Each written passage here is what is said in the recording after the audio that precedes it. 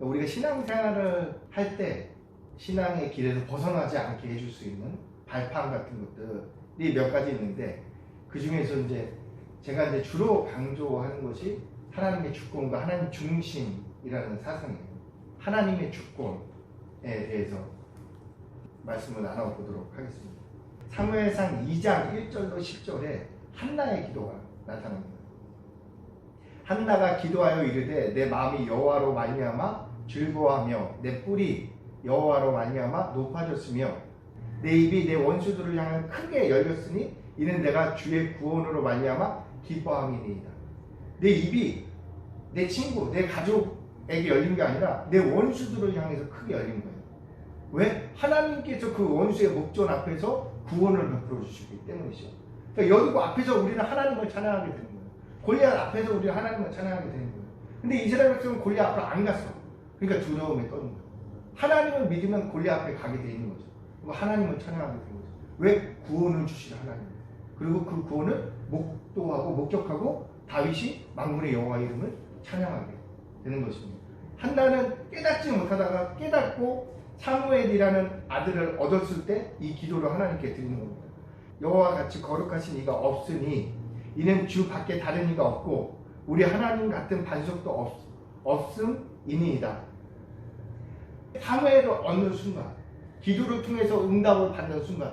근데 이전까지는 기도해서 사무엘을 못 얻었거든요. 한나가 브릿나가 막 이렇게 막 격동할 때, 브릿나는 사랑을 못 받고 한나는 사랑을 받으니까 브릿나가 화가 나서 남편의 사랑이 없으니까 한나는 막 이렇게 격동하는 거, 너는 애도 없고 뭐도 없고 하나님 저주를 받아서 막 이렇게 얘기를 하니까 한나가 이제 하나님 앞에서 맨날 씨름하고 있어요. 나도 애를 주세요. 나도 자녀를 낳을 수 있게 해주세요. 막 이렇게 했는데 못 갖는 거지, 자녀를. 근데 한나가 깨달은 거죠.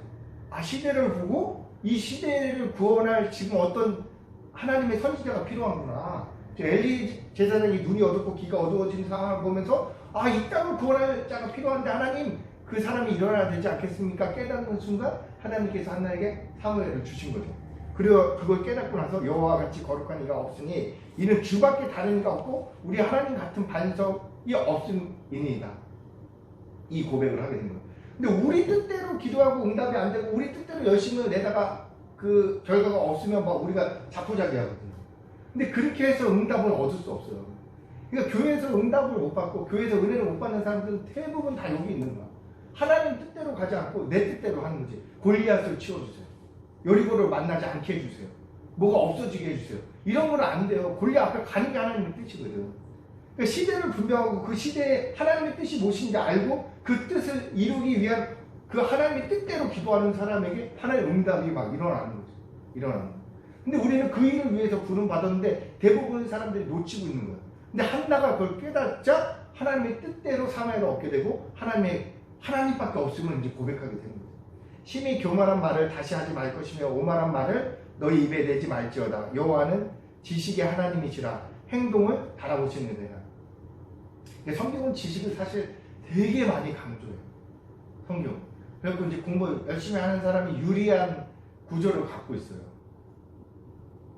어쩔 수 없는 것 같아요. 나도 이걸 그 믿음이 중요하지 지식이 뭐가 중요해 맨날 싸우고 있거든. 근데 아무리 말해도 성경은 지식을 많이 해요. 하나님을 사모하면 사랑할수록 성경을 막 읽고 싶어지고 읽고 싶으면 읽고 싶어질수록 하나님에 대해서 많이 알아야 되는 게 맞는 것 같아요.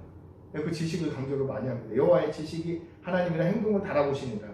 용사의 활은 꺾이고 넘어지는 자는 힘으로 띠를 띠도다. 풍족하던 자들은 양식을 위하여 품을 팔고 줄이던 자들은 다시 줄이지 아니하도다. 전에 임신하지 못하던 자는 일곱을 낳았고 많은 자녀를 둔 자는 쇠약하도다. 여호와는 죽이기도 하시고 살리기도 하시며 수월에 내리기도 하시고 거기서 올리기도 하시는도다. 여호와는 가난하기도 하시고 부하기도 하시며 낮추기도 하시고 높이기도 하시는도다. 가난한 자를 진토에서 일으키시며 빈궁한 자를 거름더미에서 올리사 귀족들과 함께 앉게 하시며 영광의 자리를 차지하게 하시는도다. 땅의 기둥들은 여호와의 것이라. 여호와께서 세계를 그것들 위에 세우셨도다. 그가 그의 거룩한 자들의 발을 지킬 것이요 악인들을 흑암 중에서 잠잠하게 하시리니 힘으로는 이길 사람이 없음이로다. 여호와를 대적하는 자는 산산이 깨질 것이라. 하늘에서 우레로 그들을 치시리로다. 하나님께서 땅끝까지 심판을 내리시고 자기 왕에게 힘을 주시며 자기 기름을 받은 자의 뿔을 높이시리로다 하니라. 1절과 10절에 뿔이 나오죠. 그리고 이것도 이제 따지고 보면 이제 샌드위치 구성으로 돼갖고 이제 이 핵심을 이제 말해주는 건데, 근데 그렇게 이제 얘기하고 막 이렇게 들어가면 되게 많이 이제 나눠야 돼요. 여호와께서 칩정한 무들에 여호와를 대적하는 자는 산산이 깨어질 것이다. 언제? 하늘에서 우레로 그들을 치시리로다.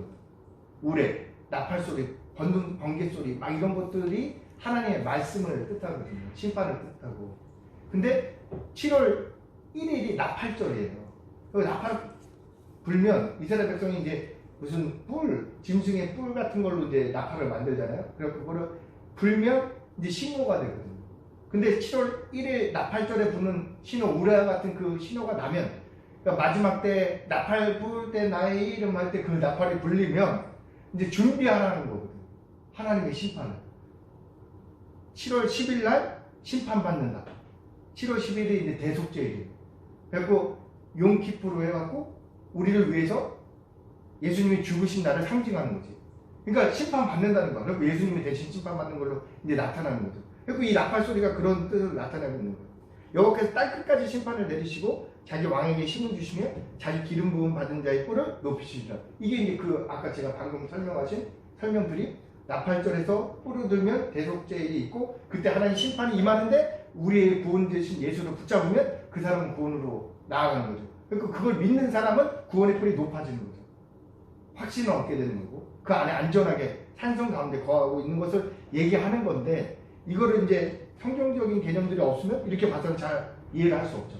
근데 일단은 한나의 기도는 하나님께서 주권을 가지고 역사를 움직이고 계신다라고 설명을 하고 있는 것은 우리가 이제 문맥적으로도 이제 문자적으로도 이해할 수 있죠. 맞죠? 하나님께서 주권을 가지고 부하기도 하시고 낮추기도 하시고 뭐 높이기도 하시고 살리기도 하시고 죽이기도 하시고 이게 하나님의 뜻에 있다는 거예요. 이걸 이제 우리가 알고 있어야 돼요. 전도서 3장 1절에서 10절을 보면 때에 대해서 이제 얘기를 하십니다. 범사의 기한이 있고 천의 만사가 다 때가 있나니 이거를 놓치고 사는 사람들이 진짜 많아요. 그러면 이제 하나님 앞에 이제 덤벼드는 거죠. 왜 안 해주냐? 아직 아니라니까. 이렇게 얘기하시는 분도 아니 빨리 해달라고 지금 빨리 급하다고요. 아직 아니라니까 요거를 이제 계속 하는 거예요. 근데 대부분의 이제 기도 제목에 대해서 듣다 보면 그 얘기예요. 때가 아직 안 됐는데 빨리 달라 이 얘기를 하는 거지. 날 때가 있고 죽을 때가 있으며 심을 때가 있고 심을 것을 뽑을 때가 있으며 죽일 때가 있고 치료할 때가 있으며 헐 때가 있고 세울 때가 있으며 죽일 때가 있어요. 가나안 땅을 죽일 때가 있는 거야. 치료할 때가 있어요. 예수가 와서 대신 죽을 때가 있는 거야. 근데 이것들이 개념이 없으면 왜 이것만 이제 계속 잡히는 거죠. 울 때가 있고 웃을 때가 있으며 울어야 돼. 같이 울어야 돼요. 근데 계속 울고 있을 수는 없어요. 웃을 때가 있는 거예요. 한낱 괴로움은 그날에 족한 거예요. 그런즉 너희는 먼저 그의 나라 의를 구하라. 그리하면 이 모든 것을 너희에게 더하시리라. 그러므로 내일을 위하여 염려하지 마라. 내일은 내일 염려할 것이요 한날 괴로움은 그날에 족한 거예요. 하나님의 주권에 대한 얘기, 이 때에 대한. 근데 우리가 이거를 넘어섰어. 내가 주인이야. 그러면 어제 일을 오늘까지도 울고 있게 되는 거야. 내가 뭔가 할 수 있는데 못했다고 생각을 하니까. 내가 뭔가 이룰 수 있는데 안 됐다고 하면 그렇게 되는 거예요. 근데 삼성 이건희 회장 아들 이재용 씨가 태어나갖고 돈이 그렇게 많아. 사기당했어. 울까요? 100만 원 사기당했어. 울까요? 한 1억 당했어. 울까요? 그런 일도 있는 거지. 아빠한테 그렇게 배웠을걸? 그럴 수도 있어. 잘 배우면 돼.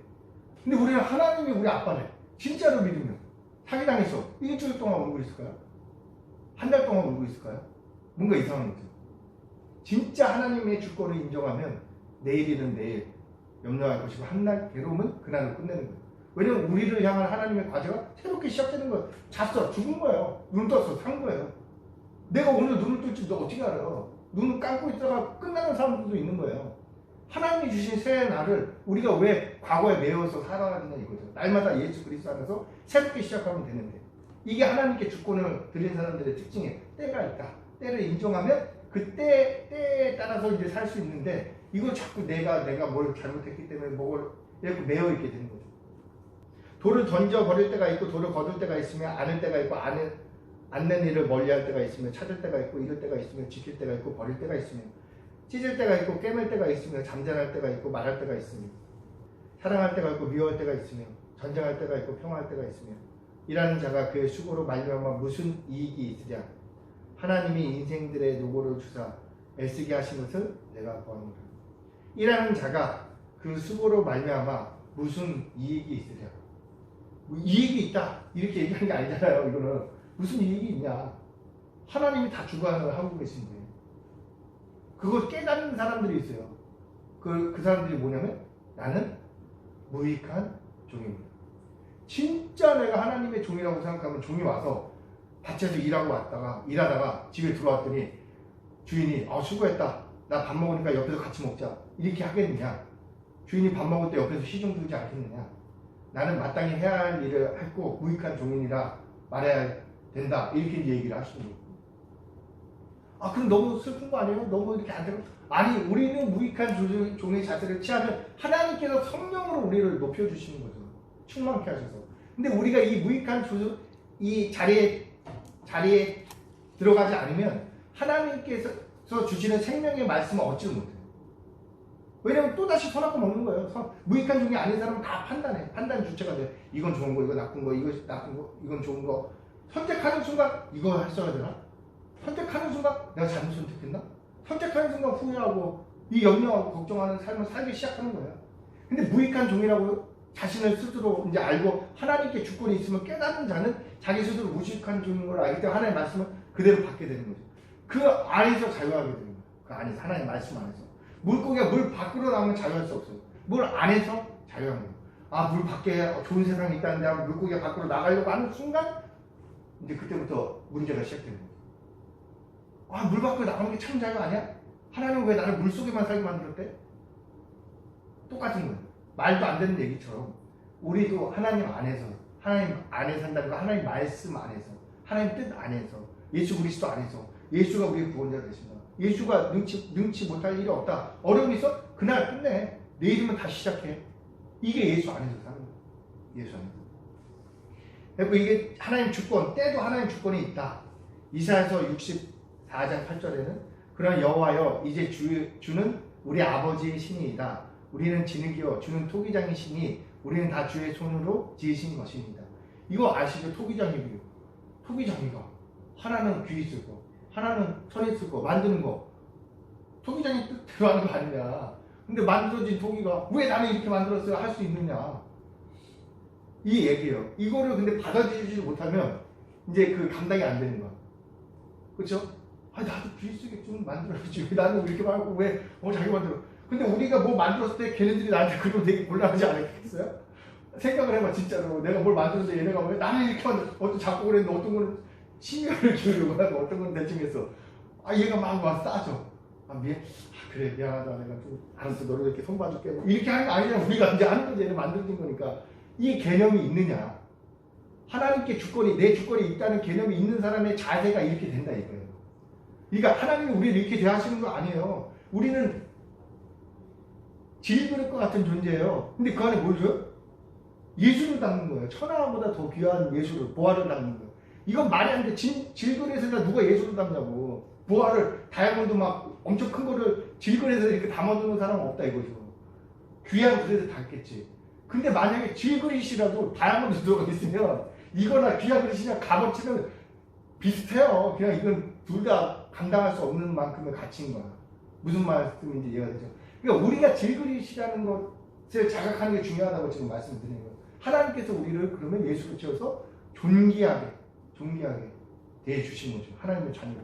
예수로 각주로 산 하나님의 자녀로 대우해 주신다는 거예요.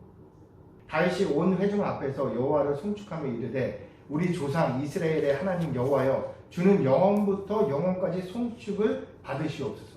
저는 다윗이 막 이런 고백들을 막 들으면 막 가슴이 막 헛될 때가 많거든요. 다윗은 뭘 보고 있는 걸까? 하나님의 그 영광으로 막 충만한 그것들을 다윗은 막 보고 있는 거잖아요. 우리는 못 보는데. 다윗은 보는 자가 선견자라고 할 수 있는 거죠. 우리는 못 봐. 눈이 어두운 백성인 거예요. 이 눈의 비늘을 바울이 그렇게 똑똑했는데 하나님 뜻을 모르고 예수를 막 죽이려고 그러니까 아나니아가 기도할 때 눈에 비닐이 벗겨지고 그때 주를 보게 되잖아. 예수가 내가 그 핍박하던 그 예수가 그리스도구나. 만나는 순간 그 자리에서 180도 천천히 바뀌는 게 없어요. 그 순간 그냥 바뀌는 거예요. 삶이. 예수를 죽이는 자, 핍박하던 자에서 예수를 증거하는 자, 예수의 사로잡힌 자, 그리고 하나님 나라를 보는 자. 우리가 노력으로 보고 노력으로 뭐 하고 뭐 그런 거 하나도 없어요. 성령께서 역사하시고 나 자신을 얼만큼 하나님께 내어드리냐, 이런 개념들을 얼만큼 하나님 앞에서 바르게 나를 무익한 종이고 나의 모든 때도 하나님 앞에 있고 나의 주권도 하나님 앞에 있고 하나님이 쓰시는 대로 쓰는 나는 질그리고 이것들을 개념을 갖고 있을 때 하나님께서 우리를 하나님의 뜻대로 사용할 수 있게 되고 그때 하나님 영광들이 나타나기 시작되는 거죠. 여호와의 위대하심과 권능과 영광과 승리와 위엄이 다 주께 속하였나니 천지에 있는 것이 다 주의 것이로소이다. 여호와여 주권도 주께 속하였사오니 주는 높으사 만물의 머리이신 이니이다. 부와 기가 주께로 말미암고 또 주는 만물의 주제가 되사 손에 권세와 능력이 있사오니 모든 사람을 크게 하심과 강하게 하심이 주의 손에 있나이다. 주의 손에 있나이다. 우리 하나님이여 이제 우리가 주께 감사하며 주의 영화로운 이름을 찬양하나이다. 나의 백성 내 백성이 무엇이기에 이처럼 즐거운 마음으로 드릴 힘이 있었나이까. 모든 것이 주께로 말미암사오니 우리가 주의 손에서 받은 것으로 주께 드렸을 뿐이니이다. 그러니까 다윗은 하나님께서 역사를 주관하고 계신다는 것을 사울을 피해 도망갈 때도 알고 있었죠. 알고 있었던 거예요. 근데 그때 이 고백을 했냐? 못했죠. 그때는 막 죽여달라고 그러고 내 대적을 없애달라고 그러고 이제 막 그랬잖아요. 근데 그 후에 끝까지 하나님을 붙잡고 하나님께서 나를 이유가 있어서 뜻이 있어서 하나님께서 나를 보내신 것이다 라는 것을 붙잡고 하나님 뜻에 순종하고 있었더니 어떤 일이 벌어졌어요? 하나님께 주권이 있음은 전인격이 깨닫게 됩니다. 빨리 깨달았으면 더 빨리 다윗이 하나님 앞에 강하고 담대할 수 있었겠죠. 죽여주세요 이거 할 필요가 없었겠죠. 그러면 처음부터 하나님 우리에게 오는 시험과 환난에 요동하지 아니하고 여호와의 구원을 기대하고 있었어. 기대하면서 그걸 목격할 수 있었다라는 말씀을 드리고 있는 거예요. 이 역대상 29장 10절에서 12절을 보면 부귀, 명예, 높게 하시고 낮게 하심, 권위, 힘 등 모든 것이 여호와의 손에 달렸다고 말씀을 주셨습니다. 다윗은 우리가 드리는 헌금도 마지막 14절에 보면 하나님께로부터 받은 것이라고 말씀드리고 있는 거예요. 내가 이걸 하나님께 드릴 수 있다. 이거죠. 이 자세. 내가 이거 있는 거하고 없는 거하고 엄청 차이 나잖아요. 근데 대부분 없다니까. 이렇게. 그러면 이제 뭔가 잘못된 거잖아. 근데 아무도 체크를 안 해. 아 그래도 그게 맞습니다. 예배 전에 기도해야지. 예배 성공하게 해주세요. 예배 드려요. 졸리기도 하고 무슨 얘기인지 잘 모르고 그럼 이상한 거잖아. 예배 한번 성공하면 다윗이 골리앗을 쓰러뜨릴 수 있고 예배 한번 성공하면 하나님 예배 성공이 뭐야? 하나님 말씀에 그대로 순종하고 그 말씀으로 그 하나님 말씀에 내가 예배가 불복하다 절하다 이거잖아요. 그러니까 하나님 말씀에 내가 순종해갖고 그 말씀을 통해서 그대로 사는 거 그 예배잖아요. 너희가 거룩한 산재물을 하나님께 드리라. 그러니까 여리고 앞에서 예배 드린 거예요. 하나님 말씀대로 살았잖아요. 그럼 여리고가 무너지잖아요. 골리앗 앞에서 하나님 말씀대로 다윗이 예배 드린 거죠. 골리앗이 무너지잖아요. 홍해 앞에서 모세가 하나님 앞에서 말씀 예배 드린 거죠. 그럼 홍해가 갈라지잖아요. 우리가 그 예배를 드리고 있는 거예요. 다윗이 어렸을 때 깨닫지 못하고 사울을 피해 도망가니까 하나님 저 인간들 다 죽여주세요. 막 나를 대적하는 인간들 다 죽여주세요. 막 이러고 다녔는데 깨닫고 났더니 다윗이 어떻게 고백해요? 하나님께 모든 것이 있습니다. 이거 우리가 지금 깨닫는 우리 예배들을 놓치지 않고 만약에 우리가 다 예배마다 하나님이 주시는 힘을 얻는다면 그럼 우리의 인생은 달라질 거예요. 우리가 예배 드리는 것에 이유와 목적이 생길 거예요. 의미가 부여될 거예요. 근데 없어. 예배 안 드리고 그냥 아무도 기대를 안 해. 예배 성공하려는 마음이 없어. 그러니까 어떻게 해요? 하나님은 닫아라. 이제 그만 드려라. 코로나 빵 오지 마라. 찾지도 마라. 보기도 싫다. 우는 사람도 없어. 회개도 안 해. 아 그래 뭐. 그렇죠 뭐.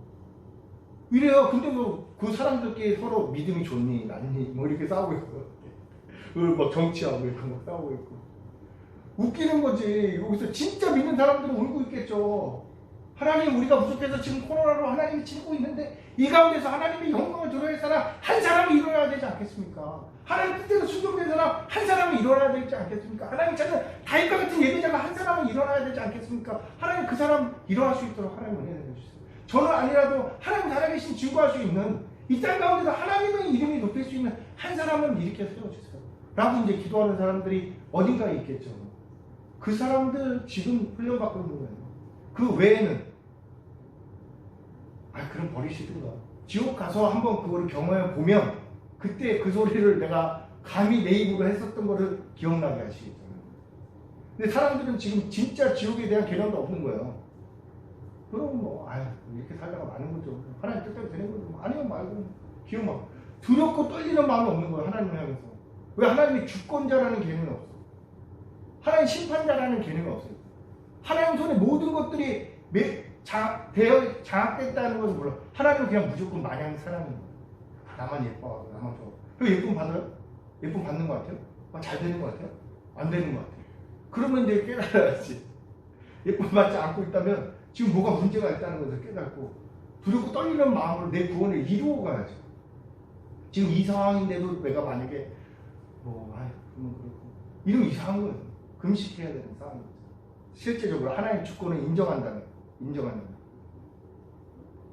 내 생명도 하나님께 받은 것이라고 다시 고백하죠. 우리의 건강, 미래 다 하나님 손에 달려 있습니다. 이것을 깨닫지 못하면 깨닫지 못한 만큼 손해인 거예요. 내가 지키려고 그러고 내가 막 어떻게든 하려고 그러고 내가 이거 내 거니까 내가 이렇게 하고 내가 이렇게 하고 모든 역사를 하나님이 주관하시는데 나중에 깨달을수록 손해입니다. 미리 알고 우리가 하나님께 우리 자신을 내어드려야 되는 것이 이익이다. 사울은 그것을 몰라요. 평생 고생마다 끝내 주는 거예요. 자신이 어떻게든 왕권을 유지하기 위해서. 하나님 내리셨을 때 순종하고 내려왔고 하나님 앞에서 하나님 뜻을 구했으면 사울의 인생이 어떻게 될지 모르는 거예요. 근데 모르면 고생마다 끝나고 자기가 어떻게든 지키려고 버둥버둥거리던 모든 것이 하나님 손에 달렸다는 말은 모든 것이 하나님의 능력 안에 하나님의 주권 안에 있다는 뜻입니다. 핸델 이 음악을 만들 때 하나님 손에서 영감을 받은 것이 진짜 음악이었다라고 이제 고백을 하거든요. 레오나르도 다빈치 천지창조 똑같아요. 이 사람들도 미켈란젤로 화가들이 하나님의 능력의 손 안에서 그림을 그리게 되었을 때 그렇게 유명한 화가들이 되었다고 이제 얘기를 하고 있더라고요. 하나님에 대해 전혀 모르면 하나님부터 어떤 혜택도 누릴 수 없죠. 왜냐면 모르는 사람 있잖아요. 만약에 저 지나가는 사람 내가 몰라. 그 사람이 나한테 도움을 줄 수 있나요? 내가 그 사람을 도울 수 있나요? 도울 수는 있겠지만 보통은 안 돕죠. 모르니까. 그러나 아는 만큼 돕고 위해 주는 거예요. 내가 가까우면 가까울수록 우리가 서로의 고통과 아픔을 위로하고 도와주게 돼 있는 거죠. 마찬가지로 우리가 하나님을 아는 만큼 하나님의 은혜와 도움을 받아서 누릴 수 있다는 것입니다. 그래서 예수님께서 추가선 여인에게 말씀하시기를 너희는 모르는 것을 예배하고 우리는 아는 것을 예배한다. 이렇게 얘기를 합니다. 그러니까 수가성 여인이 도움을 받아요, 못 받아요? 예배를 엄청 드리잖아요. 안 드렸어요, 수가성 여인이? 엄청 드렸어요. 더 못 받아요. 왜? 모르니까.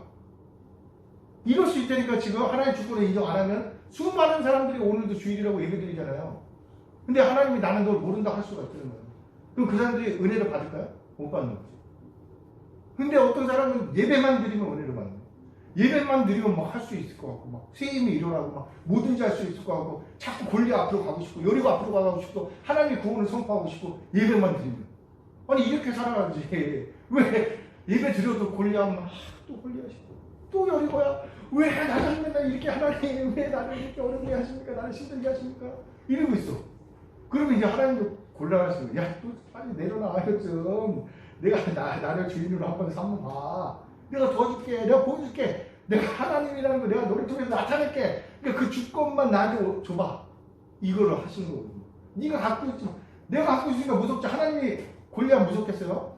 하나님 앞에서 보이지도 않으니까 지구를 이렇게 눌러도 없어지는데 그 안에서 커봐야 얼마나 크고 삼성이 대단해야 얼마나 대단하고 뭐가 어떻겠어요? 하나님 보실 때 누르면 끝인 건데. 근데 우리가 보니까 막 어마어마하게 보이는 거지. 그러니까 우리의 그 주권을 하나님께 내어드리라는 거예요. 내어드리는 거. 그리고 이런 개념들이 이제 좀 있고 하나님 앞에 주권을 내어드리는 게 되게 중요해요. 그 주권이 없이 자신이 옳고 그름을 판단해서 뭐랄까 올바른 것들로 우리가 막 하려고 하는 열심과 노력들이 나쁜 것이 아니고 스스로 볼 때 선하게 여겨지지만 우리가 갖고 있는 그 선으로 우리들을 구원할 수가 없어요. 해적선에 탄 해적이 아무리 착해도 선해도 그 사람이 해적들 더하는 거지. 해적선에 탔는데 착하면 해적들 더하는 거죠. 더 사람 죽이고 더 뺏는 거지. 하나님 앞에 우리의 선, 열심이라는 게 이렇게 이제 보이는 거예요. 죄인이 아무리 착한 죄인이 착한 일을 해봐야 더 큰 죄와 같은 상황으로 하나님 앞에는 보이는 거다. 그러니까 우리를 구원하실 분은 오직 예수밖에 없다. 우리의 주권은 하나님께 내어드리고 때가 있다. 여기서 막 그러지 말고 하나님께서 주님 때에 순종하면서 하나님의 때에 그 하나님의 능력이 나타나길 우리가 기대하고 그리고 하나님께서 찾는 그 한 사람들이 이 상황 가운데 일어나기를 하나님 뜻대로 구할 때 하나님께서 우리를 바꾸셔서 그 역사의 현장에서 하나님을 높이도록 만들어 주신다라는 것이 하나님의 주권에 대한 대략적인 개념들입니다. 그래서 오늘 말씀드린 한나의 기도, 전도서 3장 때가 있다는 거, 그리고 다윗 이 개념을 잘 들고 있어서 주권을 하나님께 드리고 산다는 것이 무엇인지를 붙잡고 연습을 해야 돼요. 내가 염려하고 걱정하는 거, 이거 내가 내 스스로 지금 나를 지키려고 그러는 건데, 그리고 이거 빨리 하나님께 내어드리는 거죠. 하나님께 내주시고 이거 연습을 하셔갖고 하나님께 주권을 드리고 하나님의 통치로 보내진 현장 가운데서 하나님을 영화롭게 하는 우리가 되길 기도합니다.